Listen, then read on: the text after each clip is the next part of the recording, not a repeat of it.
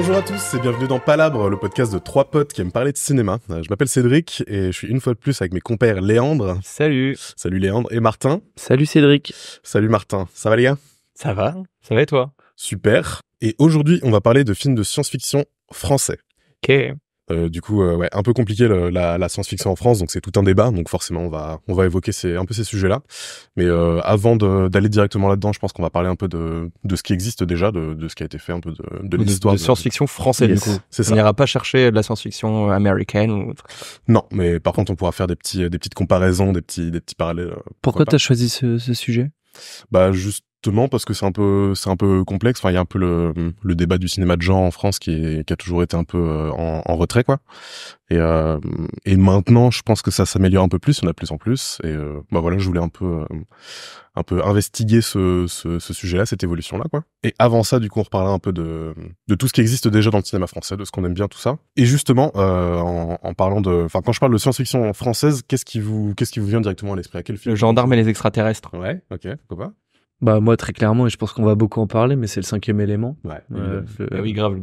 Film d'enfance qui est sorti à peu près à notre année de naissance. C'est quoi, c'est 98, 80... Ouais, peut-être 97, hein. Je crois que c'est peut-être mon année de naissance. Je crois que je confonds avec Armageddon. Ah, Tu sais, il y a Bruce Willis aussi, et oui. je sais que c'est un film où il est 98. Je me dis, ah bah ça, c'est le film de mon année. Armageddon, c'est Michael Bay. Oui, non, mais je sais que c'est Non, mais c'est en mode Bruce Willis, mais je sais pas si c'est... tu parles des dates, pardon. Okay. Je sais pas si c'est 98 Armageddon ou 5e élément. Je crois que 5e élément, c'est 97. Ah, c'est possible. Mais moi, c'est vraiment encore toujours le film référence quand on parle de science-fiction française. Clairement. De science-fiction, ouais. Oui, ouais. Bon, après, le cinéma américain, ils ont fait des... non, mais ouais, je pense qu'on va beaucoup reparler, mais ouais, moi, c'est la référence principale. Ouais, c'est un film que tu kiffes vraiment, qui t'a accompagné et tout, ouais. Qui a un peu vieilli sur certains aspects, mais son kitsch est cool, je trouve. Ok, bah c'est un peu j'ai l'impression que tout le monde est un peu d'accord là-dessus.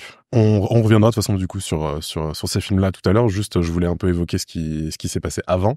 Et bah du coup pour commencer un peu cette discussion sur le cinéma français, je voulais vous demander, selon vous, c'est quoi le tout premier film de science-fiction français ? Je disais en rigolant Gendarme et les extraterrestres, mais je pense qu'on s'en rapproche. Se rapproche un peu. Bah en soi c'est les années 80, je crois, c'est un des années 80. Moi je dirais Méliès. Voyage vers la Lune. Ah mais bien sûr. Généralement c'est plutôt le voyage vers la Lune. Alors après c'est sûr que c'est un court-métrage. Donc ça rentre pas dans le même truc, et surtout il a le voyage vers la Lune, il a un peu un côté un peu expérimental aussi, c'était plus un essai que... Bah ouais, mais ça reprend les principes de la science-fiction. Totalement, mais sur un point de vue peut-être un peu plus fantasmagorique, tu vois. Enfin, c'est pas forcément un film qui se veut scientifique dans l'idée, c'est plus un truc de... Ouais. Enfin, c'est plus dans la vibe Jules Verne, un peu pulp, voilà. Bah ouais, mais le 5e élément. Aussi, il y a du fantastique dedans. Totalement. Il y a eu, dans les années 60, il y a bien eu un film de cinéma science-fiction français, justement. Tu vas nous dire tout ça. On va y arriver. Mais justement, ouais, généralement, c'est celui-là qui est considéré comme le premier. Après, voilà, ça reste un court-métrage. Et du coup, le film qui est considéré comme le premier film de science-fiction de l'histoire, c'est Métropolis, mais c'est un film allemand. Et du coup, pour la France, c'est un peu compliqué entre le voyage dans la Lune, qui est au tout début de l'histoire du cinéma. Il faut attendre presque 40-50 ans avant d'arriver au prochain film de science-fiction, qui est Alphaville. Je sais pas si ça vous parle. C'est un film de Jean-Luc Godard, donc forcément c'est pour ça que je le mentionne. Et Alphaville, c'est une espèce de film d'espionnage dystopique, mais on va dire que c'est pas le genre de... Enfin, si je vous montre un extrait d'Alphaville sans contexte, ça va pas être évident que c'est de la science-fiction. Il y a pas le côté justement comme Méliès faisait des trucs un peu foufou visuellement. Il y a pas cet aspect effet spéciaux ni rien, c'est juste plus une histoire de contexte du film, quoi. Ouais. De plus de société qui est différente, et sans forcément aller dans le spectaculaire, entre guillemets, dans le vaisseau spatial et compagnie, quoi. Exactement. Il y aura pas de tir au laser et de vaisseaux spatiaux. Ce sera plus une espèce de film noir finalement d'espionnage où la société est un peu différente, même si ça sert à faire une espèce de satire, quoi, de la société de cette époque-là. Donc déjà on a bien 40-50 ans d'écart entre ces deux films-là, et faut ensuite attendre encore 10 ans avant un film qui est à peine à considérer, je trouve, comme un film de science-fiction français, mais que je vais citer quand même, c'est Fahrenheit 451. Ok. J'ai pas vu, mais je vois Truffaut. De François Truffaut, tout à fait. Okay. C'est un film en langue anglaise, tourné en Angleterre et tout. Mais bah, c'est François Truffaut, forcément. Tu vois, il y a Godard qui en fait un 10 ans plus tôt, il y a Truffaut qui fait 10 ans plus tard. Que j'aime bien, qui est en plus adapté vraiment d'un classique de la littérature, quoi. Bien sûr. Au-delà de ça, c'est pas un film qui est très français non plus, donc on reste toujours dans le néant total en termes de science-fiction français arrivé dans les années 60, quoi. Et du coup, à la fin des années 60, je voulais citer Barbarella de Roger Vadim. Donc ça, c'est un film que personnellement j'aime beaucoup, que je trouve vraiment très joli. Est-ce que c'est un film, je crois que c'est un film où il y a des images qui m'ont marqué, j'étais tombé dessus quand j'étais gosse à la télé. Il y a pas des sortes d'anges Si. Ah ok, c'est ce film-là. Ouais, c'est celui-là. Genre tout est hyper luisant, genre la vieille image péloche, et puis tout est luisant, il y a plein de décors bizarres, et il y a une nana, je crois, à Barbarella. C'est ça. Genre c'est une grande blonde, tout ça, et elle se fait draguer par un ange, tout ça, et il y a même un plan hyper kitsch où elle est dans le ciel et elle se fait tenir par l'ange. Exactement. Ok, ce film un peu traumatique en vrai. Genre, Ah ouais? Ouais, vraiment. Parce que pourtant il est assez léger, enfin c'est pas une comédie non plus, mais c'est un petit film d'aventure. Mais oui, en effet, il est très connu pour sa plastique, pour son esthétique, quoi. C'est Roger Vadim, qui avait fait Et Dieu créa la femme avec Brigitte Bardot. Okay. Du coup, c'est un mec qui est très amoureux des physiques des jolies femmes blondes et tout ça. Donc c'est voilà. Et Barbarella, forcément, ça a été une BD assez culte dans la science-fiction française. C'est une BD française, sortie un peu à l'époque justement comme le film de la libération sexuelle et tout ça. Donc forcément, ça tourne autour vachement de la sexualité, enfin ouais, on va dire que dans le film, tout le monde essaie de la draguer, tout le monde essaie de la pécho. Il y a un scientifique fou qui essaie de faire une machine à orgasme. Enfin, c'est ce genre de délire, quoi. Ok. Mais oui, on est dans un délire quand même de vaisseaux spatiaux, de space opéra, de trucs comme ça. Mais pareil, en langue anglaise. C'est en quelle année ça, Barbarella? 68. Ouais. Donc c'est pile, ouais. voilà. Okay. Et Jane Fonda dans le rôle principal, langue anglaise, tout ça. Donc c'est pareil, c'est une coproduction française réalisée par un réal français, mais ça reste quand même très américain comme Fahrenheit. Voilà, mais ok, je savais pas que tu l'avais vu, je pensais Ouais, que si, et même pendant des années, genre j'avais un souvenir, enfin j'avais des images de ce film-là, et je sais plus, enfin je savais plus du tout quel film c'était, parce que j'étais vraiment tombé dessus sans savoir ce que c'était. Et c'est Alice, une pote qui j'avais décrit, en fait, je parlais de ça, je racontais ce truc-là, et puis elle m'a tout de suite sorti ça, parce que je crois qu'elle aime beaucoup ce film. Et du coup, elle m'a rappelé ça, et donc je l'avais revu, il me semble. Et oui, il est psychédélique ce film aussi un peu. Hein. Totalement, ouais. Bah, il est vraiment beaucoup plus connu pour son esthétique que pour vraiment ce qu'il raconte, vu que c'est un peu, voilà, c'est pas, scénaristiquement, c'est pas hyper intéressant. Mais ouais, ça reste un film que j'aime beaucoup, même si par beaucoup il est considéré comme kitsch. Mais je le mets un peu dans la même catégorie que par exemple le Flash Gordon, ce genre de film, quoi. C'est, okay. Ils sont très aimés par une certaine niche de personnes, et peut-être considérés comme des grosses kitscheries. Puis une génération aussi, je pense. Ouais. Pour la génération de nos parents, c'était peut-être incroyable, quoi, quand c'est sorti. Tu vois, c'était oh putain. Et encore, parce que justement, c'était sorti un peu en même temps que Star Wars et tout ça, donc du coup... C'est 10 ans avant. C'est 10 ans avant, mais oui. quand c'est sorti, tu sais, ça a dû faire un peu événement. T'avais l'Odyssée de l'espace, non? La même année, ouais. Ouais, c'est ça. Ouais. Du coup, genre, oui. Est-ce que nos parents étaient en mode, non mais c'est incroyable et tout, genre Barbarella, alors qu'à côté, quand t'as c'est Kubrick, sorti, oui, et quand 2 mois après, oui. t'as 2000 Odyssée de l'espace qui est sorti, ils ont bugué, quoi. Le grand écart. Oui, puis je pense que Barbarella, il est pas forcément retenu pour son côté science-fiction, en fait. Je pense que les gens, ils aiment bien l'esthétique du film et ce que ça dit sur la femme et... Voilà, sur la femme, etc. Là où 2001, c'est un tout autre délire, quoi. Donc voilà. Et du coup, ça, c'est à peu près tout ce qu'il y a à dire sur le cinéma français jusqu'aux années 60. Donc c'est quand même assez dingue de se dire à quel point il y en a peu, quoi. Et derrière, en effet, Léandre, du coup, on va rejoindre ton discours de tout à l'heure. Là, il va être heureux. Là, c'est le moment où on arrive à les gendarmes et les extraterrestres, évidemment, la soupe aux choux. Ah ouais, de ouf, la soupe aux choux. Donc, un petit mot sur... Non, mais je crois que les gendarmes et les extraterrestres, t'avais un... Je sais plus comment il s'appelle, le réel des gendarmes.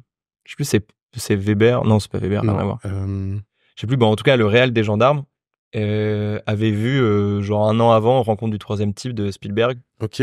Et justement, enfin, j'avais vu une interview, un truc comme ça, et il s'était dit, mais en fait, en France, il faut vraiment qu'on fasse un truc avec des soucoupes volantes et tout ça, et sauf que ils étaient en pleine période les gendarmes, et du coup ils ont fait les gendarmes et les extraterrestres parce qu'ils faisaient les gendarmes avec à peu près tout. Et du coup on a ça. Et attends, et c'est dans ce film d'ailleurs où j'ai vu il y a pas longtemps, il y a Lambert Wilson, un de ses premiers rôles. Ah, c'est possible.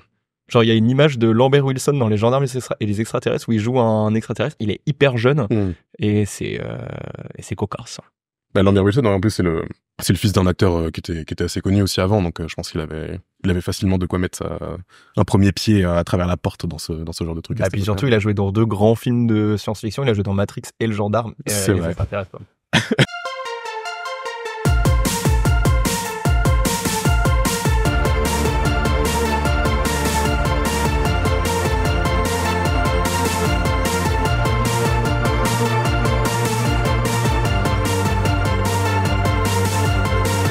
Bonjour à tous et bienvenue dans Palabre, le podcast de trois potes qui aiment parler de cinéma. Je m'appelle Cédric et je suis une fois de plus avec mes compères Léandre. Salut. Salut Léandre. Et Martin. Salut Cédric. Salut Martin. Ça va les gars ? Ça va et toi? Super. Et aujourd'hui, on va parler de films de science-fiction français. Ok. Du coup, ouais, un peu compliqué la science-fiction en France, donc c'est tout un débat. Donc forcément, on va évoquer un peu ces sujets-là. Mais avant d'aller directement là-dedans, je pense qu'on va parler un peu de ce qui existe déjà, de ce qui a été fait, un peu de l'histoire de science-fiction française, Yes. du coup. C'est ça. On n'ira pas chercher de la science-fiction américaine ou... Non, mais par contre, on pourra faire des petites comparaisons, des petits parallèles. Pourquoi pas. t'as choisi ce sujet? Bah justement parce que c'est un peu complexe. Enfin, il y a un peu le débat du cinéma de genre en France qui a toujours été un peu en retrait, quoi. Et maintenant, je pense que ça s'améliore un peu plus. Il y en a de plus en plus. Et bah voilà, je voulais un peu investiguer ce sujet-là, cette évolution-là, quoi. Et avant ça, du coup, on reparlera un peu de tout ce qui existe déjà dans le cinéma français, de ce qu'on aime bien, tout ça. Et justement, en parlant quand je parle de science-fiction française, qu'est-ce qui vous vient directement à l'esprit? À quel film? Le gendarme et les extraterrestres. Ouais, ok, pourquoi pas? Bah moi très clairement, et je pense qu'on va beaucoup en parler, mais c'est le 5e élément. Ouais. Oui, grave. Film d'enfance qui est sorti à peu près à notre année de naissance. C'est quoi, c'est 98, 80... Ouais, peut-être c'est 97, hein. Je crois que c'est peut-être mon année de naissance. Je crois que je le confonds 5e avec élément. Armageddon. Ah, Tu sais, il y a Bruce Willis aussi, et, Ah oui. et je sais que c'est un film où il est 98. Je me dis, ah bah ça, c'est le film de mon année. Tu vois. Armageddon, c'est Michael Bay. Oui, non, mais je sais que c'est Et pas... Non, mais c'est en mode Bruce Willis, mais je sais pas si ah, c'est... tu parles des dates, pardon. Ok. Je sais pas si c'est 98 Armageddon ou 5e élément. Je crois que 5e élément, c'est 97. Ah, c'est possible. Mais Ouais, c'est- moi c'est vraiment encore toujours le film référence quand on parle de science-fiction française. clairement. De science-fiction, ouais. Oui, ouais. Bon après le cinéma américain, ils ont fait des. non mais ouais, je pense qu'on va beaucoup reparler, mais ouais, moi c'est la référence principale. Ouais, c'est un film que tu kiffes vraiment, qui t'a accompagné et tout, ouais. Qui a un peu vieilli sur certains aspects, mais son kitsch est cool, je trouve. Ok, bah c'est un peu oui, j'ai l'impression que tout le monde est un peu d'accord là-dessus. On reviendra de toute façon du coup sur ces films-là tout à l'heure. Juste, je voulais un peu évoquer ce qui s'est passé avant. Et bah du coup pour commencer un peu cette discussion sur le cinéma français, je voulais vous demander, selon vous, c'est quoi le tout premier film de science-fiction français? Bah, je disais en rigolant Gendarme et les extraterrestres, mais je pense qu'on s'en rapproche. Se rapproche un peu. Bah, en soi, c'est les années 80, je crois. C'est un des années 80. Moi je dirais Méliès. Ah oui, Voyage vers la Lune. Non, mais bien sûr. Généralement, c'est plutôt le voyage vers la Lune. Alors après, c'est sûr que c'est un court-métrage. Donc ça rentre pas dans le même truc, et surtout bah il a le voyage vers la Lune, il a un peu un côté un peu comment dire, Expérimental aussi, c'était plus un ouais, un essai, un essai. Que... Bah ouais, mais ça reprend les principes de la science-fiction. totalement, mais sur un point de vue peut-être un peu plus fantasmagorique, tu vois. Enfin, c'est pas forcément un film qui se veut scientifique dans l'idée, c'est plus un truc de Ouais. enfin, c'est plus dans la vibe Jules Verne, un peu pulp, voilà. Bah ouais, mais le 5e élément. Bah, C'est aussi, il y a justement, du ouais. fantastique dedans. Totalement. Il y a eu, dans les années 60, il y a bien eu un film de cinéma Ah, mais il y en a, science-fiction mais en français, justement. on va y Tu vas arriver. nous dire tout ça. On va y arriver. Mais justement, ouais, généralement, c'est celui-là qui est considéré comme le premier. Après, voilà, ça reste un court-métrage. Et du coup, le film qui est considéré comme le premier film de science-fiction de l'histoire, c'est Metropolis, mais c'est un film allemand. Et du coup, pour la France, bah ouais, c'est un peu compliqué entre le voyage dans la Lune, qui est au tout début de l'histoire du cinéma. Il faut attendre presque 40-50 ans avant d'arriver au prochain film de science-fiction, qui est Alphaville. Je sais pas si ça vous parle. Non. C'est un film de Jean-Luc Godard, donc forcément c'est pour ça que je le mentionne. Et Alphaville, bah, c'est un espèce de film d'espionnage dystopique, mais on va dire que c'est pas le genre de... Enfin, si je vous montre un extrait d'Alphaville sans contexte, ça va pas être évident que c'est de la science-fiction. Il y a pas le côté justement comme Méliès faisait des trucs un peu foufou visuellement. Il y a pas cet aspect effets spéciaux ni rien, c'est juste plus une histoire de contexte du film, quoi. Ouais. De plus de société qui est différente et sans forcément aller dans le spectaculaire entre guillemets Dans le vaisseau spatial Ouais. et compagnie, quoi. Exactement, il y aura pas de tir au laser et de vaisseaux spatiaux, ce sera plus une espèce de film noir finalement d'espionnage où la société est un peu différente, même si ça sert à faire une espèce de satire, quoi, de la société de cette époque-là. Donc déjà on a bien 40-50 ans d'écart entre ces deux films-là, et faut ensuite attendre encore 10 ans avant un film qui est à peine à considérer, je trouve, comme un film de science-fiction français, mais que je vais citer quand même, c'est Fahrenheit 451. Ok. J'ai pas vu, mais je vois de clairement. Truffaut. De François Truffaut, Ouais, tout à fait. ok. Ouais. C'est un film en langue anglaise, tourné en Angleterre et tout. Mais bah, c'est François Truffaut, forcément. Tu vois, il y a Godard qui en fait un 10 ans plus tôt, il y a Truffaut qui fait 10 ans plus tard. Que j'aime bien, qui est en plus adapté vraiment d'un classique de la littérature, quoi. Bien sûr. Au-delà de ça, c'est pas un film qui est très français non plus, donc on reste toujours dans le néant total en termes de science-fiction français arrivé dans les années 60, quoi. Et du coup, à la fin des années 60, je voulais citer Barbarella de Roger Vadim. Donc ça, c'est un film que personnellement j'aime beaucoup, que je trouve vraiment très joli. Est-ce que c'est un film, je crois que c'est un film où il y a des images qui m'ont marqué, j'étais tombé dessus quand j'étais gosse à la télé. Il y a pas des sortes d'anges Si. Ah ok, c'est ce film-là. Ouais, c'est sûr. Genre tout est hyper luisant, genre la vieille image péloche, et puis tout est luisant, il y a plein de décors bizarres, et il y a une nana, je crois, à Barbarella. C'est ça. Genre c'est une grande blonde, tout ça, et elle se fait draguer par un ange, tout ça, et il y a même un plan hyper kitsch où elle est dans le ciel et elle se fait tenir par l'ange. Exactement. Ok, ce film est un peu traumatique en vrai. Genre, Ah ouais? Ouais, vraiment. Parce que pourtant il est assez léger, enfin c'est pas une comédie non plus, mais c'est un petit film d'aventure. Mais oui, en effet, il est très connu pour sa plastique, pour son esthétique, quoi. C'est Roger Vadim, qui avait fait Et Dieu créa la femme avec Brigitte Bardot. Okay. Du coup, c'est un mec qui est très amoureux des physiques des jolies femmes blondes et tout ça. Donc c'est voilà. Et Barbarella, forcément, ça a été une BD assez culte dans la science-fiction française. C'est une BD française, sortie un peu à l'époque justement comme le film de la libération sexuelle et tout ça. Donc forcément, ça tourne autour vachement de la sexualité, enfin Ouais, on va dire que dans le film, tout le monde essaie de la draguer, tout le monde essaie de la pécho. Il y a un scientifique fou qui essaie de faire une machine à orgasme. Enfin, c'est ce genre de délire, quoi. Ok. Mais oui, on est dans un délire quand même de vaisseaux spatiaux, de space opéra, de trucs comme ça. Mais pareil, en langue anglaise. C'est en quelle année ça, Barbarella? 68. Ouais. Donc c'est pile, voilà. Okay. Et Jane Fonda dans le rôle principal, langue anglaise, tout ça. Donc c'est pareil, c'est une coproduction française réalisée par un réal français, mais ça reste quand même très américain comme Fahrenheit. Voilà. Mais ok, je savais pas que tu l'avais vu. Je pensais Ouais, que si, et même pendant des années, genre j'avais un souvenir, enfin j'avais des images de ce film-là, et je sais plus, enfin je savais plus du tout quel film c'était parce que j'étais vraiment tombé dessus sans savoir ce que c'était. Et c'est Alice, une pote qui j'avais décrit en fait, je parlais de ça, je racontais ce truc-là, et puis elle m'a tout de suite sorti ça parce que je crois qu'elle aime beaucoup ce film. Et du coup, elle m'a rappelé ça, et donc je l'avais revu, il me semble. Et oui, il est psychédélique ce film aussi un peu. Hein. Totalement, ouais. Bah, il est vraiment beaucoup plus connu pour son esthétique que pour vraiment ce qu'il raconte, vu que c'est un peu, voilà, c'est pas, scénaristiquement, c'est pas hyper intéressant. Mais ouais, ça reste un film que j'aime beaucoup, même si par beaucoup il est considéré comme kitsch. Mais je le mets un peu dans la même catégorie que par exemple le Flash Gordon, ce genre de film, quoi. Okay. Ils sont très aimés par une certaine niche de personnes, et peut-être considérés comme des grosses kitscheries. Puis une génération aussi, je pense. Ouais. Pour la génération de nos parents, c'était peut-être incroyable, quoi, quand c'est sorti. Tu vois, c'était oh putain. Et encore, parce que justement, c'était sorti un peu en même temps que Star Wars et tout ça, donc du coup... C'est 10 ans avant. C'est 10 ans avant. Mais oui. Quand c'est sorti, tu sais, ça a dû faire un peu événement. T'avais l'Odyssée de l'espace, hein. La même année, ouais. Exactement. Ouais, c'est ça. Ouais. Du coup, genre... Oui. Est-ce que nos parents étaient en mode, non mais c'est incroyable et tout, genre Barbarella, alors qu'à côté, quand t'as c'est Kubrick... sorti, oui, et quand 2 mois après, oui. t'as 2000 Odyssée de l'espace qui est sorti, ils ont bugué, quoi. Le grand écart. Et puis je pense que Barbarella, il est pas forcément retenu pour son côté science-fiction, en fait. Je pense que les gens, ils aiment bien l'esthétique du film et ce que ça dit sur la femme et... Voilà, sur la femme, etc. Là où 2001, c'est un tout autre délire, quoi. Donc voilà. Et du coup, ça, c'est à peu près tout ce qu'il y a à dire sur le cinéma français jusqu'aux années 60. Donc c'est quand même assez dingue de se dire à quel point il y en a peu, quoi. Et derrière, en effet, Léandre, du coup, on va rejoindre ton discours de tout à l'heure. Là, il va être heureux. Là, c'est le moment où on arrive à les gendarmes et les extraterrestres, évidemment, la soupe aux choux. Ah ouais, de ouf, la soupe aux choux.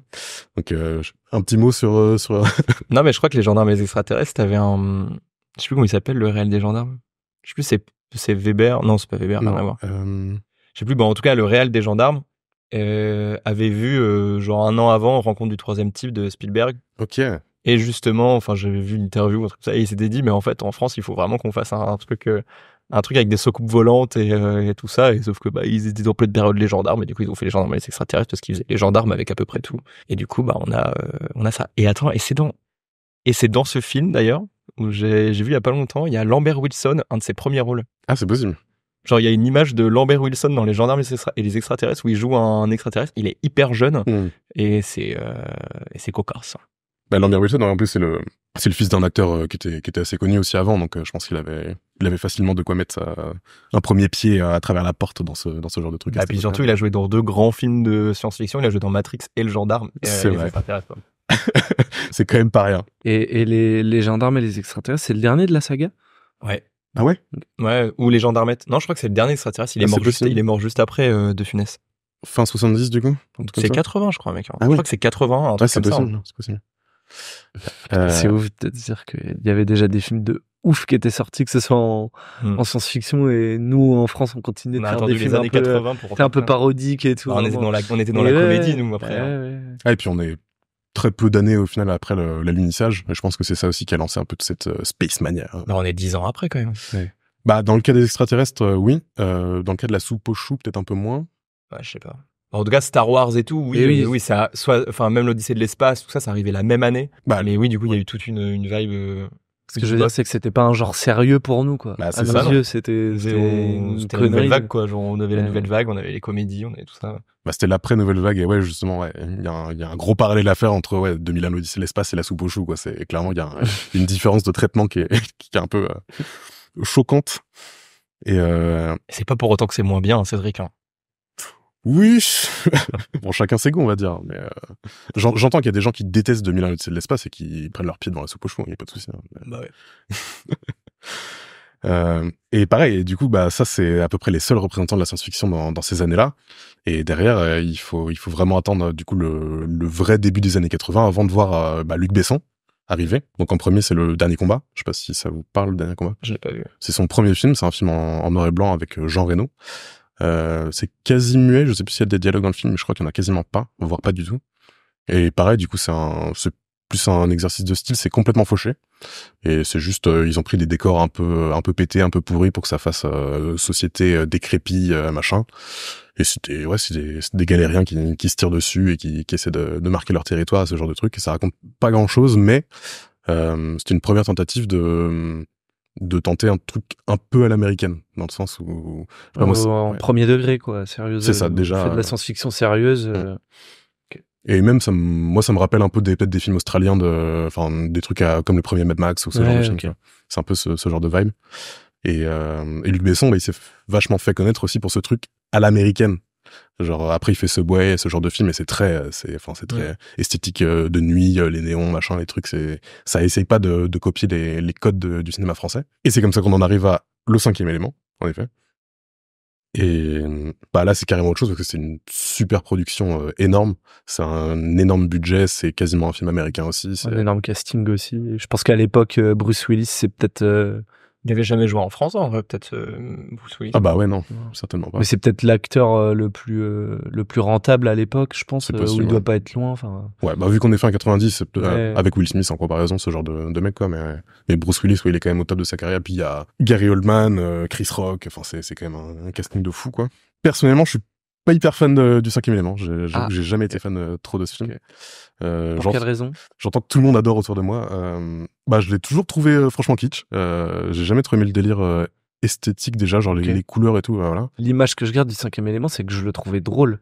Ouais. Enfin, c'est qui me faisait marrer vraiment. Je le trouvais vraiment cool pour ça en fait. Et justement le kitsch assumé et qui rendait les situations vraiment chouettes, quoi, et que ça part vraiment dans tous les sens, et puis le délire un peu, les histoires de prophéties, trucs comme ça, il y a vraiment, c'est vraiment un pot pourri de plein de choses, mais moi vraiment dans mon souvenir c'est que ça me faisait marrer, enfin je trouvais ça cool. C'est que c'était fun à regarder. Bah oui, j'entends, moi j'ai toujours eu, je sais pas, c'est la vibe du film qui me dérangeait, le ton du film aussi m'a jamais trop touché.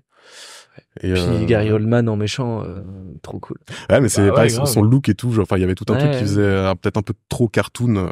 Pour moi, il y avait peut-être un choix à faire qui a pas été fait, du coup, c'était un peu entre deux. On dirait vraiment je trouve, parce que je les ai lus après, j'ai pas tout lu et tout, mais tu sais, l'Incal, tu sais, ce genre de BD. Et même Albator, un peu, genre, une sorte de méchant d'Albator, un peu.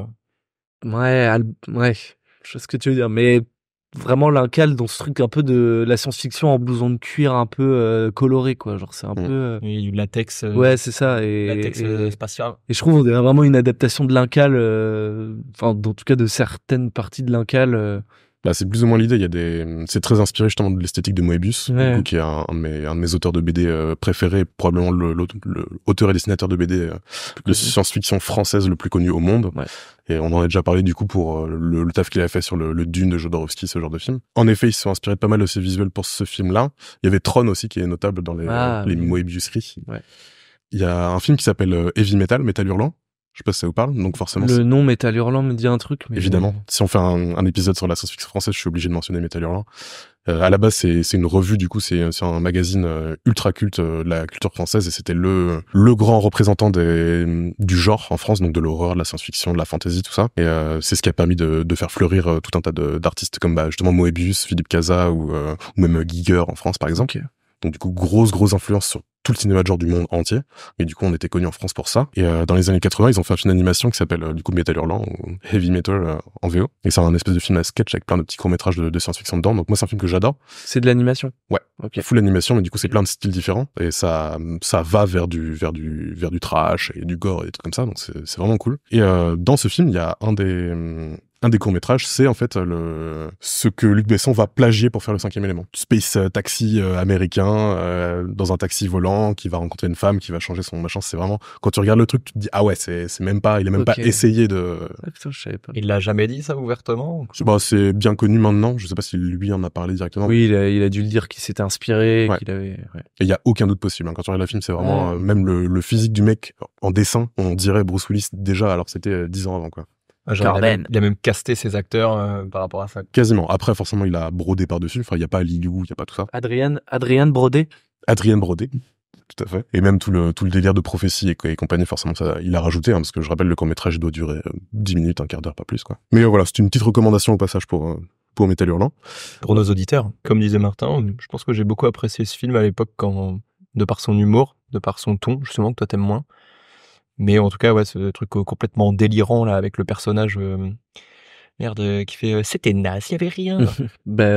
C'est Chris Tucker, comme il s'appelle. Là, c'est Chris Tucker, j'ai dit Chris Rock tout à l'heure. En tout cas, ce personnage, oui. il est complètement délirant et c'était culte. Genre, vraiment, en famille avec les cousins et tout, genre, on regardait. Ça. Après, les répliques, on les avait, tu vois. 5e élément, c'est un film du dimanche. C'est un film du dimanche après-midi. Avec la famille et genre. C'est après la sieste et, vas-y, on va regarder le 5e élément et tout. Je trouve il a vraiment cette bonne vibe là. Mais et c'est un film d'enfance, quoi. Ouais. Ça fait très longtemps que je l'ai pas vu. Je sais pas si je kifferais autant. Je pense qu'il faut le garder comme film d'enfance, c'est pour ne pas avoir un jugement plus objectif sur ce truc. Et peut-être que toi, tu l'as pas vu quand t'étais jeune ou quoi. Si. Quand t'es sorti, t'avais j'ai déjà 45 ans. Ouais, 25 ans, 98. 38. Non, si, j'ai aussi grandi avec et tout le monde autour de moi l'adorait et tout, mais non, c'est juste, voilà, il y a plus des films comme ça où c'est pas pour toi. Donc t'es un anticonformiste. Non. C'est ça, en fait. Non, en plus, trop pas. Tu connais mes goûts, en plus, hein, genre, ça, c'est vraiment une exception. Mais c'est aussi, c'est que c'est très, très Luc Besson.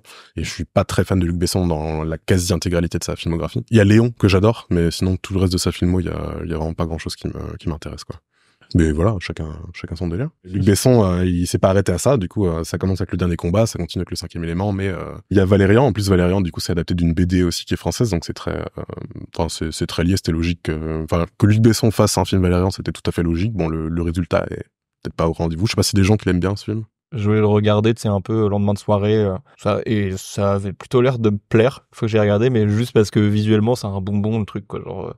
Il y a plein de décors, c'est un peu comme Avatar, un peu comme Rogue One et tout ça, genre c'est Rogue One il est cool. Non mais Rogue One est incroyable, mais je parle visuellement où du coup Rogue One c'est un bonbon dans le sens où c'est des guerres spatiales mais c'est que dans des trucs turquoise, hyper ensoleillés, tout ça et tout, bah genre Valérian c'est un peu cette esthétique là et j'aime trop quand c'est pas plutôt Avatar. Ouais voilà, quand c'est pas caché dans l'obscurité, des trucs comme ça et tout, genre c'est trop agréable à regarder, genre des films qui sont drôles, de science-fiction, d'aventure, tout ça, quand c'est ensoleillé en plus, c'est trop bien. Ah, mais il y a toujours ce ton là, un peu qu'il y a dans le 5e élément. Genre, totalement. Il y a toujours le ton un peu humoristique, grossier de Après, il me semble que Valérian aussi, le matériel de base est comme ça. Enfin, la BD est aussi un peu. C'est léger, ouais. C'est léger. Et puis, même la relation entre les deux, qui doit avoir un peu mal vieilli en termes de relation homme-femme. Mais il me semble qu'entre Valérian et Laureline et tout, c'est un peu comme ça. Tu sais, ils se cherchent pendant tout le truc. Mais je pense que c'est plus innocent quand même. Ouais, c'est plus innocent. Parce que, je les trouve, les deux personnages du film, là, je les trouve quand même assez assez insupportable. Ouais, puis au niveau de l'esthétique, on est totalement dans les mêmes carcans que le cinquième élément, je trouve. Hein, c'est vraiment avec plus d'argent. Numérique. Enfin, j'ai même pas plus d'argent, mais plus de numérique et largement. Ouais. Plus lisse. Mais il était ambitieux ce film quand il avait été annoncé et tout. Il a pas craqué tout son PEL. Si, c'est possible. C'est le film le plus cher du cinéma français, je crois. Payer ses procès et faire Valérian, du coup. Et puis ça a pas été un succès, il me semble. Il a pas pas tant. Mais c'était un défi, quoi. C'était vraiment Luc Besson qui veut faire son James Cameron. Je me souviens quand ça avait été annoncé, c'était ça. Je le compare plus à un John Carter ou un truc comme ça, ce film-là. John Carter, c'est un avatar, quoi. John Carter. Ouais, je préfère largement John Carter. Ouais, c'est bien John Carter. À côté de Luc Besson, du coup, forcément obligé de mentionner Jean-Pierre Jeunet et Marc Caro, du coup, qui ont cette collaboration légendaire aussi de la science-fiction en France. Bah, ça commence avec La Cité des Enfants Perdus. Donc, j'ai trop envie de le voir. Je l'ai pas vu, mais je sais que c'est un film que je l'ai trop kiffé. Pareil. Super bien. C'est super beau. C'est du pur Jeunet. C'est hyper inventif. Et pour le coup, quand ces deux-là font des films ensemble, c'est bien mieux que quand ils font des films séparément. Ouais, c'est ultra original, c'est ultra unique, c'est sombre, c'est poisseux. Surtout que c'est une SF un peu particulière quand même. C'est ultra particulier. C'est pas la science-fiction qu'on s'imagine quand on entend science-fiction. C'est pas une science-fiction futuriste et tout ça, c'est plus une sorte d'univers parallèle, un peu Jean-Pierre Jeunet, à chaque fois, c'est une dimension un peu française, apocalyptique, bizarre, genre... C'est ça, ouais. Bah déjà, Delicatessen, il avait un peu ce côté un peu... T'as l'impression qu'en dehors du Delicatessen, tout est... Le monde est fini, quoi, que c'est un peu post-apocalyptique même, enfin, sans que ce soit clarifié par le film. Là, pour le coup, dans La Cité des Enfants Perdus, il y a du clonage, il y a un scientifique fou, il y a plein de trucs et c'est vraiment, en termes de direction artistique, c'est magnifique, en termes de réel, c'est assez fou. Ce qui a permis à Jean-Pierre Jeunet de réaliser Alien 4, du coup, quelques années après. Hein. C'est vrai, ça. L'ADN du cinéma de Jeunet et Caro est évident dans le film, quoi, ça se voit tout de suite. Du coup, et Babylon AD, qui a une grosse catastrophe industrielle de Mathieu Kassovitz, qui a tenté de faire son Luc Besson et qui s'est battu sur le tournage, battu figurativement, avec Vin Diesel, du coup, qui a essayé de prendre tout le contrôle du film, et Kassovitz qui était trop à la française. Mais je vois, ok, putain. Il y a un putain de documentaire dessus. Je vois Vin Diesel à l'affiche où il tient un couteau, il a un peu de profil comme ça, non? Ouais, un truc comme ça. Ouais, je vois. Et il y a un documentaire très connu qui s'appelle Fucking Kassovitz, qui est le making of du film, et c'est l'enfer sur terre, ce tournage. Et du coup, enfin, de toute façon, vous voyez bien Kassovitz, il a aussi un gros ego. Ouais. Et il est très franco-français. Et du coup, le système à l'américaine, plus Vin Diesel qui a son gros ego aussi, c'était... Puis même le film est vraiment pas terrible, je trouve. Enfin, c'est pas le genre de film que je conseillerais. Il y a un film là qui est sorti récemment et que pour le coup j'avais envie de voir avec Lucchini, l'Empire de Bruno Dumont qui a fait Maloute et tout ça. Et Maloute j'avais bien aimé parce que il y a dans le dialogue et tout, genre c'est hyper particulier. Enfin, j'avais jamais vu ça autre part. Et là il a sorti ça. Et je suis curieux de voir ça, tu vois. Bah, c'est un mec qui a clairement un univers et donc ça peut bien marcher. J'ai pas vu le film, mais bah ça se rapproche un peu de j'allais dire de Jeunet, mais non. Non, mais je vois ce que tu veux dire par rapport à Big Bug. En vrai, je vois il a l'air d'avoir un peu sorte de voisinage. C'est peut-être plus maîtrisé, mais encore une fois, je sais pas, ça se trouve le film est pas bien. En tout cas, il est mieux accueilli, l'Empire, que justement le film Netflix. Largement. Jeunet, quoi. Bah, clairement. Maintenant, on est un peu plus dans un espèce de renouveau où il y a plein de nouveaux films de science-fiction français, un peu de petites tentatives un peu plus indé. Est-ce que, juste pour revenir sur Jean-Pierre Jeunet, un peu le copinage avec Michel Gondry, tout ça, genre Michel Gondry, ça touche un peu à la science-fiction en soi. Bah, il y a Eternal Sunshine. Ouais. Mais du coup, c'est pas un film français, mais le réel est français, ouais. Oui. Je trouve que le style de Gondry s'y prête plutôt bien. C'est un mec qui a bien prouvé qu'il avait fait un fantastique film de science-fiction, mais du coup, maintenant, on commence à avoir une espèce d'évolution un peu de ça. On n'est plus, du coup, bloqué sur les Luc Besson et les Jean-Pierre Jeunet. On commence à avoir pas mal de petites tentatives de films de SF, donc forcément un peu moins coûteux en termes de budget, un peu plus indé, mais forcément plein de tentatives beaucoup plus intéressantes. Il y avait Le Dernier Voyage, donc on avait déjà mentionné. Le Dernier Voyage, on en a déjà parlé, je crois. Ad Vitam aussi, la série, je me rappelle, avec Garance Marillier, qui est arrivé un peu après Grave, tout le sorte de glow-up, film de genre français, tout ça, tout le monde s'est mis à faire ça. J'avais la série Mission aussi sur OCS. Mission, où la musique est incroyable, de Junksy Beats. Pas mal de tentatives. Moi, récemment, je dirais Le Règne Animal. Ouais. Puis celui-là, pour le coup, c'était un succès, quand même. Bah ouais. Et qui, lui, a vraiment fait parler de lui dans le bon sens, en mode... les gens se sont dit, ah, trop bien, un film de science-fiction français qui marche et tout, qui est cool. Enfin, pour moi, c'est l'exemple le plus flagrant de ces dernières années, là. Ouais, puis je l'aime vraiment bien, ce film-là. Ouais, il est cool. Elle est chiante, la nuance avec la science-fiction, quand même. Genre, tu vois, Ray Animal, je me dis pas tout de suite que c'est de la science-fiction, quoi. Et en même temps, ça l'est, hein. Je négocie pas ça. Mais c'est qu'à un dialogue près, ce serait un film fantastique, mais c'est juste qu'ils ont bien défini le fait que c'était de la mutation. Pandémie et une c'est ça. mutation. Des mutations génétiques, comme X-Men et compagnie, donc, mais donc ça s'inscrit là-dedans, quoi, mais ouais, il est très très bien, ce film aussi. Et ça, j'avais bien aimé. Et puis, dans la même continuité, dans les trucs de Romain Duris et Guillaume Canet et compagnie, il y avait Dans la brume, il y avait Acide. Donc Dans la brume, Acide. Ouais, bon, c'est des films très, très parisiens, machin, à concept, mais du coup, ça. Mais en plus, ça, c'est beaucoup de films, comme Voyage le dernier voyage. J'ai l'impression que tous ces films-là partent de courts-métrages. Ouais. Je me rappelle, genre, Acide, c'était le cas. Dans la brume, je crois pas, mais le dernier voyage, c'est un court-métrage aussi.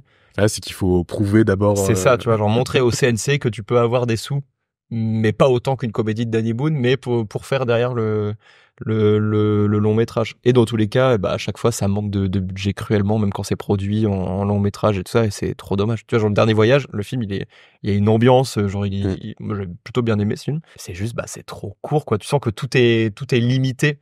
Tout est vraiment limité en termes d'ambition technique et tout ça, et genre totalement. Ça se ressent sur chaque plan. T'es frustré en fait. Ouais, genre tout est hyper serré dans le cadre, genre le montage et tout, genre les moindres scènes d'action, tout est hyper cuté, c'est que des gros plans dans une voiture, un truc comme ça, plutôt que d'avoir un truc spectaculaire, magnifique et tout. Et t'as un plan par-ci par-là par séquence où t'as le gros plan avec le ciel où tu vois 2 lunes dans le ciel et des trucs comme ça. Et c'est dommage, quoi. On parlait de Valérian tout à l'heure, tu vois, qui a eu ce budget-là, qui a eu l'opportunité de faire un truc spectaculaire et qui visuellement il est spectaculaire quand même. Et ça s'est considérablement planté, donc les producteurs, comment est-ce qu'ils se disent mais là ça va être différent. Ouais, mais c'est fou parce je crois qu'en France on est hyper bien réputé dans les effets spéciaux. Il y a des boîtes françaises et parisiennes qui gèrent les Pirates des Caraïbes, qui font tous les ouais, bien sûr, tous les Pixar et tout. Merde, comment ça s'appelle les rajeunissements, je sais que ça c'est français, ça c'est une boîte française qui a fait dans Pirates des Caraïbes le rajeunissement de Johnny Depp, tout ça.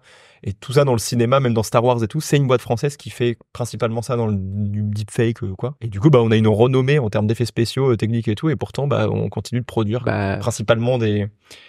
Ouais, mais nous, ça marche pas comme les Américains. On n'accepte pas d'être sous-payé pour faire des effets spéciaux, et faire un film comme ça avec des moyens colossaux en termes d'effets spéciaux, ça coûte hyper cher, et du coup, les producteurs veulent pas financer ça. Peut-être que les réalisateurs ne savent pas produire, ne savent pas réaliser leur film avec ça. Moi, je pense que ça vient des producteurs. Ça vient de le réalisateur, le scénariste, il propose une idée, et l'autre, tu dis, ouais, mais là, tu sais, il y a ça qui va coûter trop cher. Tu veux pas plutôt cette scène-là, la réduire, on va tricher. Je pense que c'est la phrase en France, c'est on va tricher. Elle est utilisée constamment, tu vois, pour ce genre de film. Et du coup, au bout d'un moment, ça se voit, et le spectateur, il mine de rien, on bouffe de la science-fiction depuis 60 ans.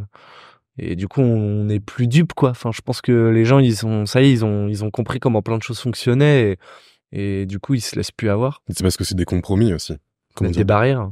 Des barrières, oui, mais en plus de mettre la moitié du budget dans le fait d'avoir Jean Reno dans le film. Oui. Dans le fait d'avoir Romain Duris en rôle principal, tu vois. Mais le grand public français ira pas forcément voir un film de science-fiction si c'est pas le grand film de science-fiction avec Jean Dujardin, quoi. Ça me paraît compliqué. Avec que des inconnus, avec que des jeunes acteurs. Ouais, et pourtant, mec, le dernier voyage, personne n'est allé le voir ce film, et il y a Jean Reno dedans, tu vois.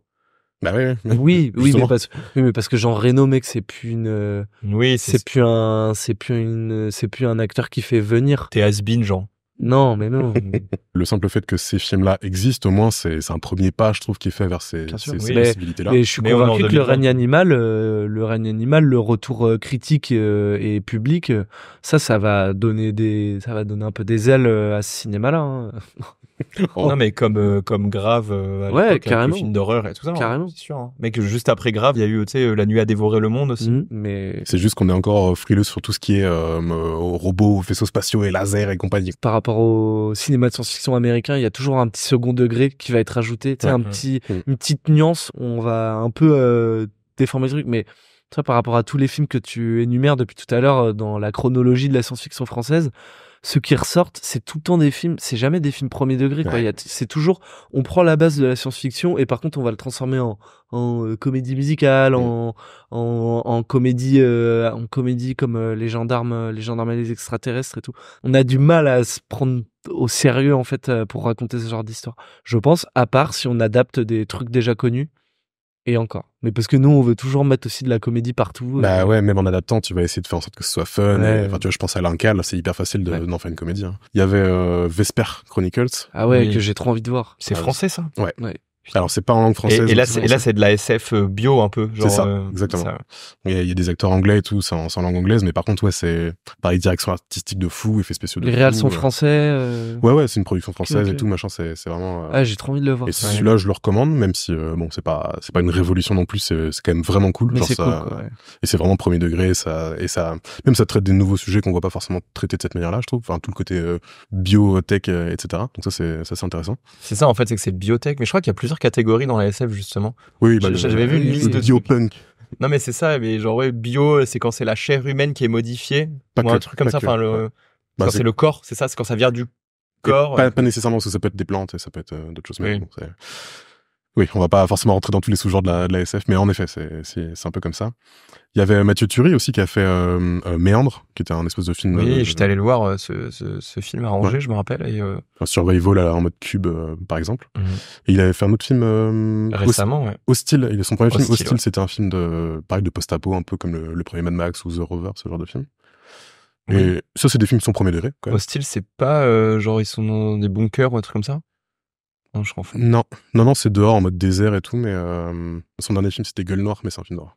Ah voilà, c'est ça. Et il est passé dans Jumpscare. Un autre réal du coup que je trouve quand même important de citer, ce sera le dernier pour ces réals live action, c'est Alexandre Aja, du coup qui est un mec un grand mec du genre, mais qui a pas fait en sorte de se cantonner que aux productions françaises et qui est très vite parti aux États-Unis faire des. Il fait beaucoup sur l'horreur aussi quand même. Ouais, il fait beaucoup principalement sur survival même. Principalement en réel d'horreur et du coup qui est allé spécifiquement à Hollywood faire des remakes de classiques de l'horreur, donc c'est La Colline à des yeux, Mirrors et compagnie. Mais son premier film c'est Furia, c'est un film franco-français de SF avec Marion Cotillard. Du coup qui est un peu post-apo. Alors c'est pas ouf, mais ça reste un premier degré SF français. Okay. Et l'un de ces derniers, par contre, c'est Oxygène, une production Netflix là avec Mélanie Laurent. C'est un film à twist, donc je vais pas spoiler, mais pour le coup, on est quand même dans un truc qui a une ambition plus proche des films américains, quand même. Et pourtant, là où il a été malin, c'est que justement, c'est un huis clos. Ouais. C'est totalement un huis clos. Du coup, en termes de découpage et de thunes à l'image, c'est hyper malin parce que ça peut être magnifique parce que tout est condensé au sein d'un seul même décor et tout ça. Donc, justement, quasiment. Malin de faire un huis clos pour de la SF en France. Tu vois. Totalement. Et en plus, à la base, ça devait être un film américain. Justement, il l'avait écrit pour une comédienne américaine. Le scénario avait été écrit en anglais. Et pour des raisons de Covid et compagnie, ils ont refait ça en France parce que il suffit juste d'avoir Mélanie Laurent dans une boîte et puis t'as Mathieu Amalric qui a un micro derrière et puis en fait c'est tout. Et quasiment tout le film c'est ça et le reste c'est du VFX donc voilà. Et c'est cool. Moi je l'aime bien. En vrai il est cool ce film. Il se regarde bien. Ça a un peu divisé mais moi je suis assez fan d'Alexandre Aja et en termes de proposition de SF en France, c'est absolument unique ce film-là. Ça ressemble à plein de films américains, mais par contre, il y a pas d'autres films français qui ressemblent à ça. C'est clairement un film Netflix avec Mélanie Laurent dedans, quoi. Esthétiquement, c'est tourné à la LED. Tu sais, genre, il y a pas la texture d'image, c'est pas comme le gros cinéma péloche, incandescent, tout ça. Genre, c'est que de la LED, c'est très, je sais pas comment dire, on va rentrer dans le plastique du truc, mais genre, déjà, c'est tourné à la LED, donc en termes de gueule d'image, c'est pas pareil. C'est des caméras qui sont genre ultra numérisées, c'est des Sony, des trucs comme ça et tout, et genre, en termes de gueule d'image, genre, c'est pas pareil. Et puis, c'est parce que c'est du divertissement à l'état pur. C'est des bonbons. C'est trop facile à regarder. C'est des films de lendemain de cuite et voilà, quoi.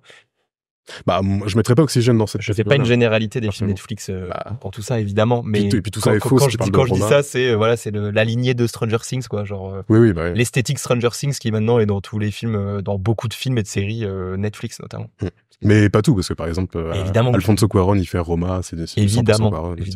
Il y a des milliers d'exemples où c'était pas le cas, mais je parle des trucs grand public comme ça. Je pouvais pas laisser sans mentionner Bertrand Mandico, du coup, qui a un réel de l'expérimental qui est de plus en plus connu.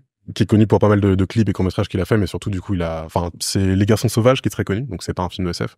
Mais par contre, il a fait... Je vois. Ouais, très très bien. Il a fait After Blue, qui est un full film de SF français, du coup, qui est hyper intéressant et qui est 100% Mandico, donc je pourrais pas le décrire si vous connaissez pas le délire, juste regardez et ça vous plaira pas, mais c'est très très bien. Et le petit dernier, le Visiteur du Futur, parce que c'est un cas particulier. Du coup, web-série française absolument fauchée à la base, qui a évolué et qui est passée sur France 4. Qui était beaucoup mieux quand c'était fauché. Et du coup, qui a été adapté au cinéma avec un vrai budget, avec des vrais FX, avec des 2 ou 3 comédiens un peu plus connus, histoire de... pareil, hein, tu vois, il faut quand même caster ramener du monde. Arnaud Ducret pour que les gens ils aillent voir. Hein. Mais n'empêche que c'est une vraie tentative de film d'aventure, de SF, qui est unique, quoi. Il y a très peu de films qui ressemblent à ce film-là, au final, en France. Carrément. Puis c'est une comédie, voilà, ça se regarde. Et même, il est joli, il est bien fait, en vrai, genre, c'est juste que ça joue trop mal et c'est trop...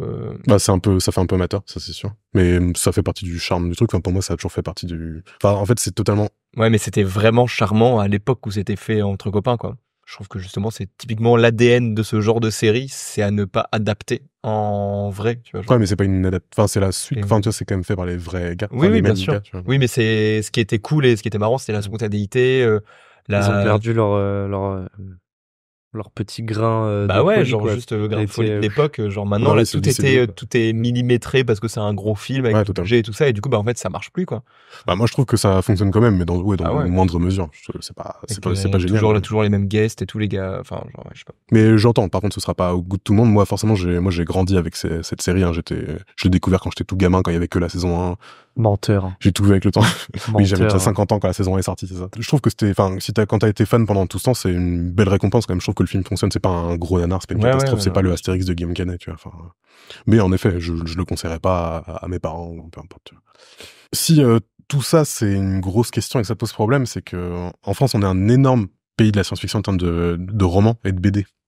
Et ça fait vraiment partie de notre ADN. Donc, enfin, je sais pas si ça vaut le coup de les citer. Il y en a 1 million, mais on est vraiment des grands représentants de ce genre-là, avec des grands artistes de la science-fiction. C'est pour ça que c'est un peu bizarre qu'on n'arrive pas à les adapter au cinéma. Par contre, on a un grand pays du cinéma d'animation aussi. Et en animation, on a beaucoup de films de science-fiction qui ont traversé les époques et les années.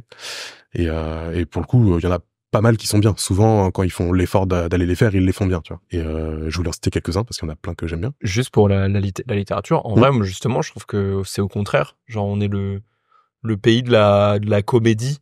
Le pays de la comédie parce que on est le pays de Molière. Et du coup, on a toujours grandi notre cinéma à travers tout ça, à travers le film intellectuel et la comédie, de par notre histoire littéraire. Et que justement, on n'est pas des... Par Jules Verne, il n'y a pas des grands... Jules Verne, Pierre Boulle. Oui, mais c'est tout. Et d'ailleurs, j'ai toujours dit, j'attends qu'on adapte Jules Verne au cinéma et que ce sera incroyable. Alain Damasio. Il y en a déjà des adaptations de Jules Verne. Ah non, mais je pense qu'on est plus bercé dans notre éducation et on a notre grand culture. pays de la littérature de science-fiction. Oui, mais on est plus bercé par la littérature de Molière et tout ça, quoi. Je veux dire, c'est ça l'image de la France culturelle dans le monde entier, c'est cette littérature-là. Ouais, mais ça a quand même une vraie place. C'est beaucoup Flaubert, plus du dernier siècle, tu vois. Mais oui, non, c'est quand même. Enfin, mais ça en fait partie. Je suis la planète d'accord. des singes. Non, mais il y en a. T'as raison dans le sens où il y en a et pourquoi on n'en a pas. Pourquoi on n'a pas de film, tu vois. Pourquoi il y a des bouquins, pourquoi il n'y a pas de film, alors qu'il y a énormément de bouquins adaptés de Molière. Adaptés de Molière et tout ça, et qu'il y a des films à tout va, la comédie, tout ça, genre tout est inspiré de là, quoi. Tout et surtout, en BD, comme je le citais tout à l'heure, les Moebius, les Casa, tous ces mecs-là, c'est parmi les plus grands noms de la bande dessinée. Peut-être parce que, genre, de l'autre côté de la planète, genre, ils ont fait justement de la SF, tout ça, et qu'ils ont mis la barre tellement haut que nous, on s'est peut-être réfugiés dans notre intellectuel, dans notre cinéma intellectuel. Ouais. On s'est dit, c'est à ça qu'on est bon, donc on va surtout faire ça, même s'il y a personne qui sait ça vraiment. Mais genre. Non, parce que c'est pas comme si toute la science-fiction avait été faite avant que nous on s'y mette. En France, on fait partie de ceux qui ont vraiment donné des lettres de noblesse à la science-fiction dans la BD notamment. Genre, enfin, justement, tous les Moebius ou les Linkel, tous ces trucs-là, c'est vrai, c'est connu interplanétairement. Faut bien se rendre compte qu'aux États-Unis, en Angleterre, c'est genre, il y a Flash Gordon dans les années 30. Sinon, il y a Superman à la fin des années 30. Et c'est tout. Et c'est kitsch à mort. Genre, c'est nous qui apportons la vraie première pierre à l'édifice de tous ces trucs-là. Il y a eu la petite vibe de film de KPDP, là, en 2-3 ans. Moi, je suis sûr va y avoir un Jules Verne d'adapté, pareil avec Ouais, Ninet, en France, François ce serait bien. Civil et Bah tout. ouais. Pour moi, on peut le faire. Totalement. On peut le faire C'est avec juste les que- moyens français et tout, et de vraiment tout miser là-dessus en mode de faire le Jorodowski de Dune, mais à la française, tu vois. Totalement. Pour l'Incal, ça serait incroyable. Mais ce sera pas le cas. Ce sera adapté à Hollywood par Taika Waititi. Et voilà. Ouais, je sais pas, on verra. Mais moi j'adorerais, Ça surtout a le temps Jules de Verne, changer. il a été adapté plein de fois au cinéma et ouais, jamais en France quoi. Donc c'est... Un Jules Verne de Villeneuve. Et la plupart des adaptations de culte de Jules Verne au cinéma, c'était des Disney généralement. Ouais, c'était 20 minutes sous les mers, L'île mystérieuse et tout ça. Ouais, des Parce années qu'en même 50, temps, ouais. tout de suite en termes de budget, Jules Verne, Ah oui. enfin t'as un minimum quoi. Tu peux pas faire petite production Ouais. française de Jules Verne, c'est compliqué. Oui, non, faut Je connais pas toutes ces histoires, mais Il y a le Tour du monde en 80 jours avec Jackie Chan et Cécile de France, en vrai. Et Michael Youn. Sous-côté, ce film. Non, m'a fait- ça il m'a kitsch fait- à mort, mais... Il m'a fait voyager, ce film. Mais l'original, par C'est contre, est beaucoup plus cool, celui des années 60. Et du coup, je voulais juste mentionner, du coup, un des plus grands réals de la science-fiction en France, pour moi, et de l'animation tout court, c'est René Laloux, qui a fait une espèce de trilogie absolument culte de la science-fiction. Donc, c'est La planète sauvage, qui est aussi adapté d'un roman de France. C'est vers le lac de Grandlieu, là. Oui. Ah, ouais. C'est un film de science-fiction un peu expérimental, années 70, un peu psychédélique, qui est très très cool, qui est absolument magnifique. Je trouve que c'est probablement le meilleur film d'animation français et même de science-fiction français pour moi, selon mes goûts personnels. Il a aussi fait Les Maîtres du Temps avec Gandhar, du coup, qui sont 2 autres films de science-fiction, et les 3 sont hyper cool, je recommande absolument. Beaucoup plus récemment, je pensais à des films comme Avril et le monde truqué, qui est plus adapté de BD plus récent. Je sais plus si c'est de Bilal, mais en tout cas, c'est un peu de cette époque-là. Et il y avait Moutafoukaz aussi. Ok. J'ai aucune rêve de ce que tu racontes. Ouais, tu vois pas? Non, vraiment pas. C'est des adaptations de BD, pour ceux que je mentionne là, les 2 derniers. Moutafoukaz, du coup, ils ont mis Orelsan et Gringe dans les rôles principaux dans la VF. Mais pareil, c'est hyper bien, c'est de la BD complètement trash. C'est 2 petits... Je veux pas rentrer dans la description de ce que c'est, mais c'est très sympa à regarder. Et plus récemment, le dernier film que je mentionnerai, du coup, Mars Express, un des gros films français marquants de l'année dernière, du coup, qui est un film d'animation français. Jérémy Perrier. Voilà. Perrier, non? Oui, si. Jérémy Perrin. Oui. Bon, par le mec qui a fait Last Man et le clip Fantasy de Die. Du coup, super film d'animation, de science-fiction français, qui a eu pas mal de succès aux États-Unis aussi, qui est assez unique, et que voilà, c'est le genre de projet que je trouve qu'il faut soutenir, qui est hyper cool, et c'est très, très sympa. Du coup, ça me fait rebondir. Last Man, c'est de la science-fiction. C'est vrai. Et moi, je recommande à fond la série Last Man, la série d'animation, donc par Jérémy Perrin, où c'est des épisodes de 10 minutes, je crois. Et l'histoire est incroyable, les dessins sont fous, et cette série, elle est dingue. Et c'est français. La BD aussi est française? Oui. Voilà, ouais. Allez-y. Et du coup, avant de passer à la deuxième moitié de cet épisode, du coup, sur le pourquoi la science-fiction c'est compliqué en France, je vous propose de faire un petit jeu.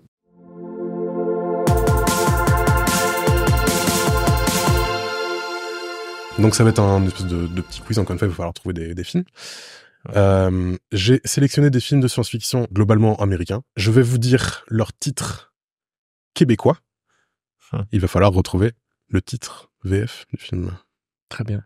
Est-ce que c'est clair? Oui. Tabarnak, oui. Donc on va commencer facile et ce sera peut-être un peu plus dur après, ou alors vous avez tout trouvé facile, on verra bien. L'homme d'acier. Iron Man. Non. Superman. Man of Steel. Man of Steel, tout à fait. Un point pour Martin, c'était Man of Steel. Donc voilà, on commence easy pour que vous voyez un peu l'idée. De toute façon, il n'y a pas d'enjeu. Il n'y a pas d'enjeu. Je ferai le tir avant, plutôt que quand j'aurai perdu.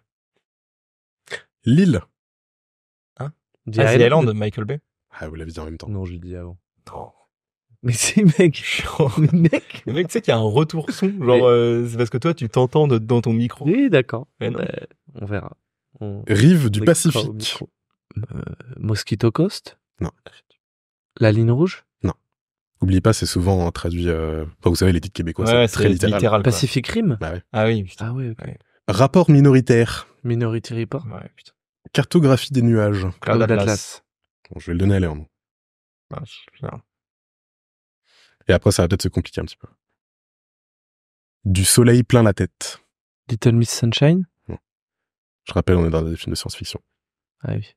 Eternal Sunshine of the Spotless Mind. Ouais.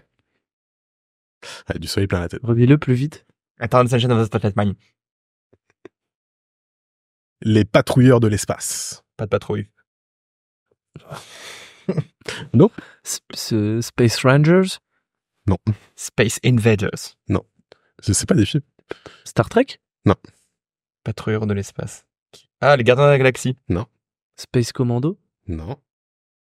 Starship Troopers. Starship Ah, Troopers. putain, de ouf. Ok. Il pleut des hamburgers. Tempête de boulet Ouais, géante. de double géant. Putain. Ah, Martin est au taquet. Hein. Un ciel couleur vanille. Vanilla Sky. Là, on est en même temps. Donne-le à Martin. Non, mais là, on est en même temps. Pour moi, t'as commencé avant. Origine. L'Odyssée de l'espace. Origine, comme ça, tout Ouais, seul. c'est peut-être le plus dur, en effet. Origine. Lucie. Non. C'est français. Il est français. Non, c'est de la science-fiction. Hein. C'est un ultra connu. Vous l'avez vu tous les deux plein de fois, je pense. Tout le monde l'a vu plein de fois.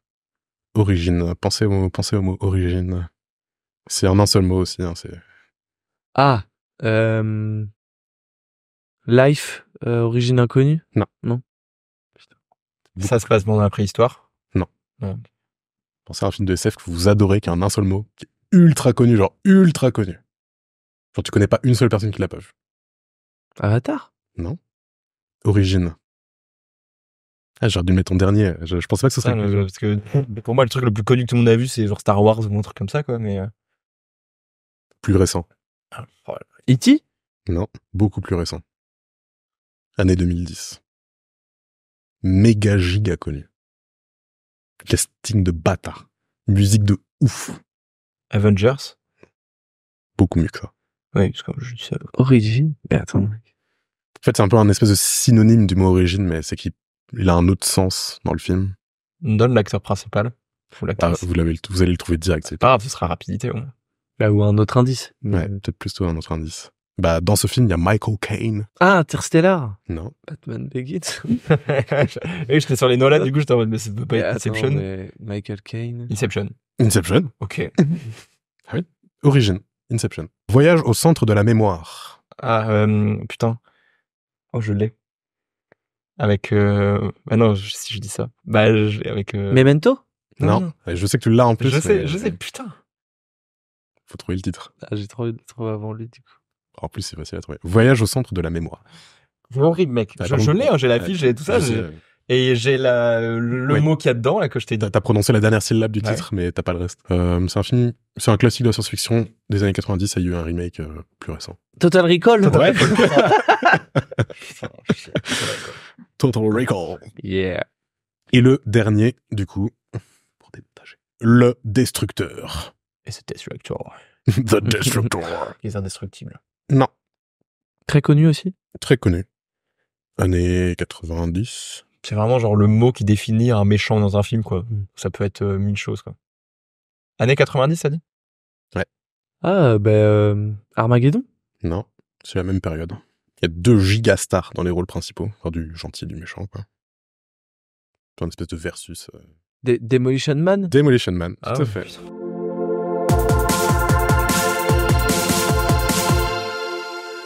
Alors du coup, pourquoi les films de science-fiction, on en fait si peu en France? Pourquoi c'est aussi compliqué? Moi, je pense qu'il y a un peu je pense qu'il y a plein de raisons. Voilà. Voilà. Non, mais je sais pas. Peut-être que aussi, genre, je l'ai évoqué tout à l'heure, genre, les réalisateurs français. Mhm. Alors, ils sont pas naturellement éduqués, n'ont pas forcément appris et baigné dans ça, dans leur apprentissage, de leur univers, de tout ça. Du coup, genre, c'est plus une direction à la française, de metteurs en scène. Je pense qu'il y a une majorité de metteurs en scène français, tu vois, plus de metteurs en scène que de réalisateurs, qui tournent naturellement vers plus des choses sociales, des choses des choses plus réalistes, pragmatiques, des sujets de fond, de société, ce genre de choses. Bah, Qui, je du coup, pense- fait que ouais. il y a moins de films français qui tournent vers Moi, je pense que c'était peut-être encore vrai à la génération précédente, mais pour moi, la génération de réalisateurs maintenant un peu installés et tout, ils ont tous grandi avec des Spielberg. Ils ont tous Ils- envie d'en faire. Ils ont tous envie d'en Eh oui. faire. C'est pas après un c'est la truc prod de quoi. Après c'est une question de Vo- prod. Voilà. Non mais Pour ça moi, c'est ça je suis d'accord. La génération d'avant, de ceux qui restent encore les vieux réalisateurs français encore en activité et tout. Je suis d'accord avec toi. Je pense que c'est qu'ils ont c'est pas leur univers, c'est pas leur délire. C'est un problème. Le vrai problème, c'est l'argent, c'est que les producteurs sont frileux de l'argent, financer. Ils le foutent pour des trucs qui n'ont. Oui, mais c'est Ils pas le les foutent mêmes pas l'argent, quantités, c'est une mec. question de choix, c'est une question de public, c'est pas une les question d'acteurs qui choisissent leurs films aussi. Les spectateurs, ils vont voir des films avec certains types d'acteurs. Et sauf que ces acteurs-là choisissent des films comme ça, quoi. Genre, Ouais, mais ce que je trouve bizarre, c'est que pour moi, il n'y a pas de logique parce que j'ai quand même l'impression que les Français, on aime cette cinéphilie-là, tu vois. On aime la science-fiction et tout.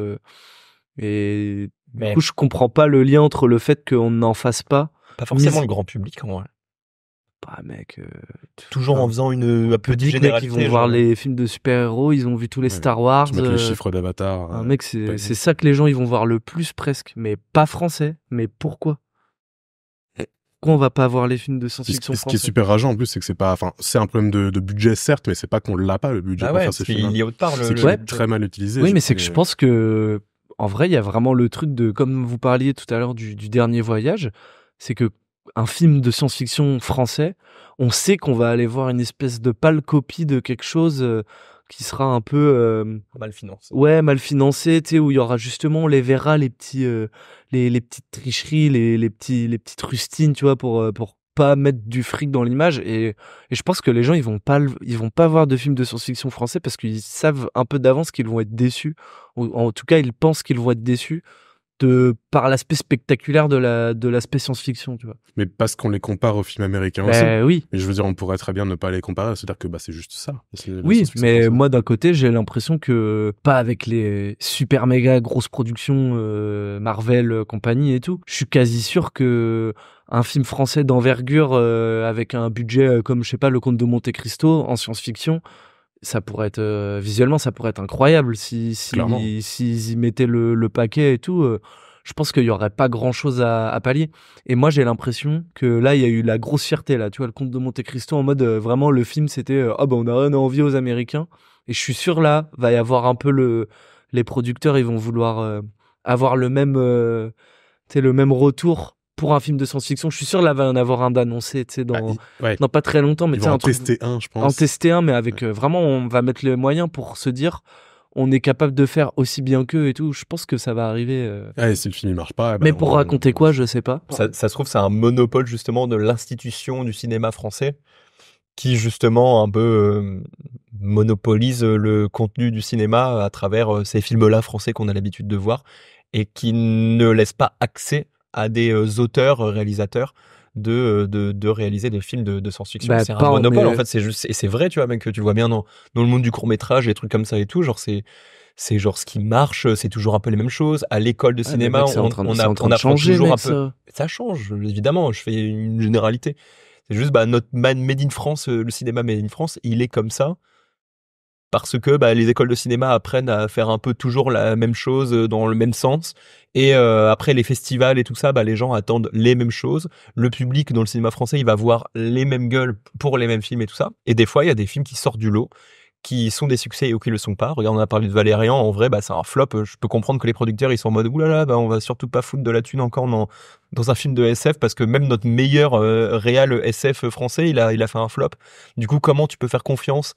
Surtout pour des films qui ne sont même pas liés à la réalité, où t'as pas des repères et des trucs qui vont marcher ou qui vont pas marcher. Genre la SF, ça peut être totalement inventé, imaginatif ou quoi.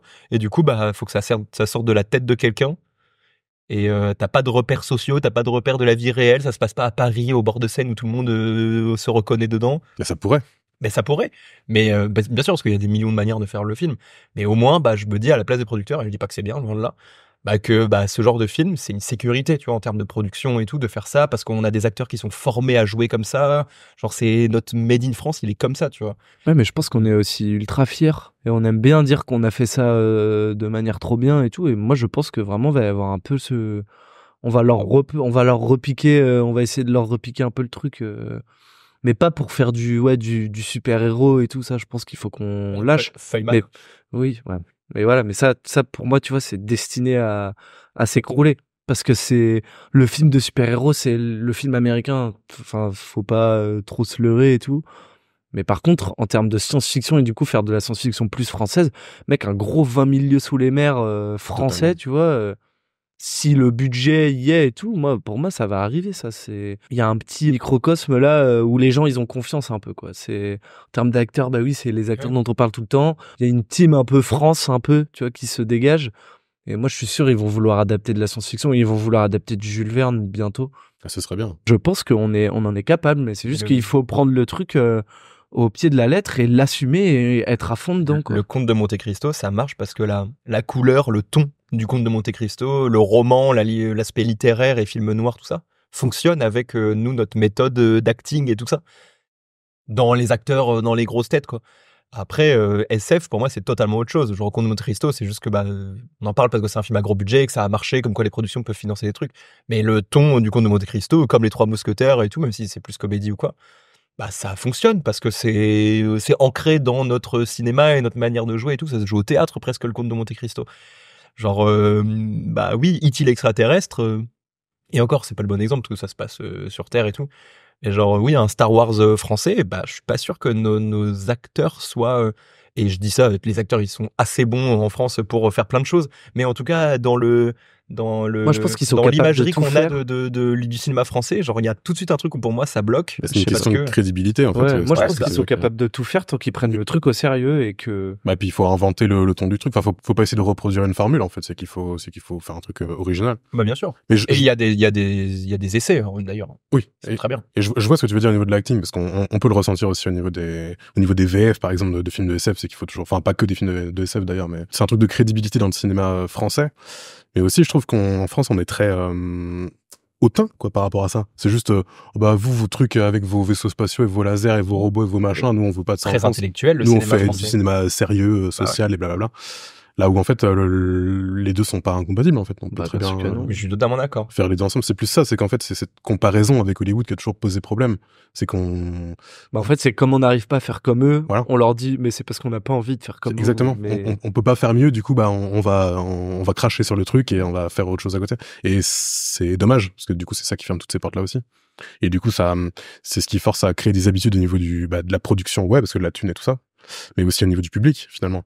C'est ça aussi que les gens, dès qu'il y a un nouveau film de SF français intéressant à voir au cinéma, tout le monde sur les réseaux sociaux en mode ouais, trop bien, faut y aller, faut soutenir, nanana. Et puis personne n'y va. Personne paye 13 balles. Oui, ou alors c'est ça va se cracher, ça va être de la merde. Ouais, et on n'y prête même pas attention parce qu'au final, il suffit de mater la bande-annonce et puis tu t'es déjà fait ton avis sur le film. Ça. Tu vois, genre Big Bug, typiquement. Après, ça c'est Netflix, donc c'est pas au cinéma, tu vois.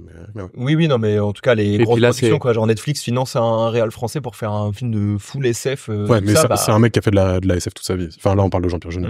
Mais pour soutenir les nouveaux trucs, tu vois, je parlais de Mars Express tout à l'heure, même le Visiteur du Futur, c'est pas pour tout le monde, mais voilà, tu vois, c'est des trucs, c'est des propositions mais l'animation, on est hyper bien justement parce qu'il y a moins les contraintes budgétaires vis-à-vis de la prise de vue réelle et tout ça. Et ça montre à quel point on est capable de raconter des histoires de SF et tout. Et je suis d'accord. Et dans toute la liste que j'ai fait tout à l'heure, c'était plein de films de science-fiction français qui n'ont pas vraiment marché pour la plupart au cinéma. Par contre, tous les films de SF, d'animation, je veux dire, ils ont pas, enfin, je sais pas quel budget ils avaient, je sais pas à quel point ils ont réussi. Par contre, c'est quasiment tous des bons films. Je pense que vraiment dans l'inconscient global du spectateur français, il y a le truc de oh là là, les effets spéciaux ça va être nul. Enfin, tu sais, il y a le truc de ça va être moche, ça va. Alors qu'on peut faire sans effets spéciaux aussi de la SF. Bah oui, c'est clair. Il y a plein de genres de SF. Mais le grand public va voir de la SF pour aussi en prendre plein la vue. Et du coup, ils vont pas voir le cinéma français parce que les productions françaises ne donnent pas assez de thunes pour faire du grand spectaculaire dans la SF française. Donc les gens ne vont pas voir un film qui n'est pas assez spectaculaire pour voir de la SF. Entre aller voir le blockbuster américain au cinéma ou le film de SF français qui vient de sortir, qui a un peu d'auteur, un peu budget plus serré, tout ça. Évidemment qu'ils vont aller voir Avengers. S'ils veulent en prendre plein la gueule parce que ça coûte 20 balles d'aller au cinéma et qu'ils veulent se faire kiffer entre potes ou en famille, oui. C'est qu'on l'a déjà, notre dose de grosse SF de spectacle. Elle est déjà dans les mêmes salles, dans les mêmes cinémas. C'est juste que c'est des films américains et c'est pour ça aussi qu'ils voient pas l'intérêt d'essayer de rentrer en compétition avec ça. Mais c'est dommage. C'est pour ça, je pense que les spectateurs français aiment beaucoup le cinéma de Villeneuve. Du spectaculaire à l'américaine mélangé avec de l'intellectuel français. Comme quoi le miracle est possible, en fait. Je trouve qu'il fait un peu... Totalement. C'est juste que lui, il a accès au budget hollywoodien. Et maintenant, on va donner ce budget-là à un inconnu en France. Mec, Premier Contact... à regarder, je suis pas sûr que le budget soit 10 fois supérieur à celui du Comte de Monte-Cristo, mec. Je pense pas, non. Tu vois, il y a moyen de faire des trucs... Ah oui, des questions de monopole, mec, des institutions, du CNC, de tout ça. Exactement. Qui font que... les budgets, on les a. C'est eux qui créent, c'est comme la mode, tu sais, genre c'est... C'est des gens qui créent les modes pendant des décennies, et du coup bah eux tant que ce sera tel mec sur ce siège-là au-dessus de telle production, et bah ce sera ça qui sortira au cinéma. Oui. Et voilà, tu vois. Mais Comme ça, le mec de Pathé là, comment il s'appelle, qui a produit Monsieur justement Pathé. Monsieur Pathé. Monsieur Pathé. Non mais le Astérix et tout ça là. Ouais, c'est doux. C'est doux, ouais, tu vois, genre bah c'est ce genre de personnage là qui maîtrise, qui dirige. Oui, mais qui pour le dirige coup, le mec, il cinéma produit français. aussi. Il a produit Comte de Monte Cristo. Il a produit Comte de Monte Cristo, même Astérix, en vrai, à chaque fois, c'est un risque, tu vois, de faire des films comme ça et tout. Astérix Astérix et Péril. Et du coup.